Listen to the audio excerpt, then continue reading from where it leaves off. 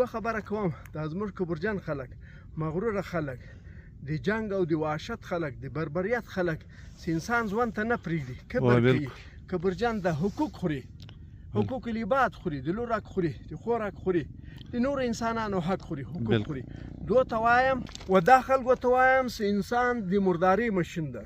د مرداري ماشین ده اوس ګوره خلک به بیا تنقیدونه کوي چې ماله دا خبر دی ولې وکړه دا خبر دی ولکه داسې خلکو ته به داسې سپینې خبرې کوي چې انسان د غلو ماشین ده بالکل دغه جمال ترکه دا انسان څه شی ده که دې وضاحت راته وکول انسان څه شی ده که مې وضاحت درته وکړو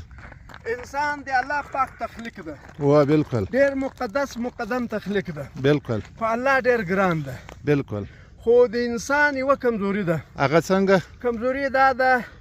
چې دی مغروري کوي دی کبر کوي دی ظلم کوي وحشت کوي مغروري په څه کوي خو دا د ګوره بمان یې جوړ کړي ایټم بم یې جوړ کړی ده دنیا یې ټوله لرزانده کړې ده د دنیا ډېرې علاقې چې دي په جنګو اخته دي بالکل مطلب په انسان کې انسانیت نشته الله تعالی فرمایي د اسلام دغه عقیده ده دغه یې لاره ده دا یې تګلاره ده چې کعبه او یا وارې ړنګه که د انسان زړه مه ازاروه بالکل یعنې په الله دونې ګران ده تر کعبې باندې ګران ده د انسان هېڅ حیثیت نشته تاسې په ځان مه مغروره کیږئ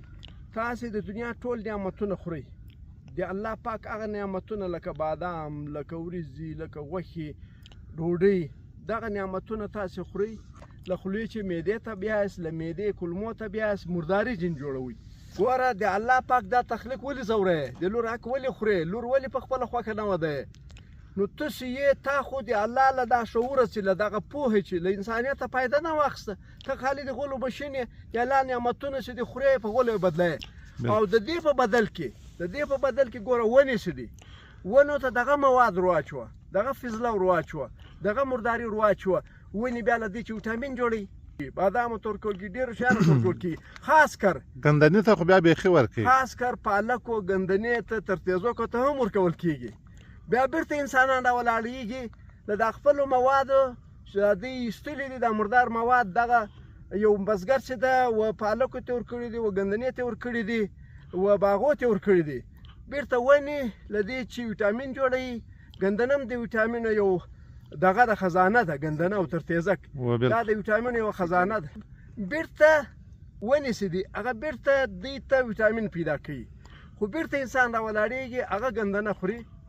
چې د خپله مرداري ورکړې ده هغه ترتیزک خوري چې د خپله مرداري ورکړې تا حیثیت څه شی دی تا تکبر په کوم ځای کې دی تا مغروري په کوم ځای کې ده ته الله ته ولې سر نه تسلیمه ته دا انسانیت ته ولې سر نه تسلیمه له کور راوځې لکه فرعون سره راوځي یو په کبر یو په تکبر روان وي په ولا موږ وایو چې دا په مځکه باندې به ځو همدغه به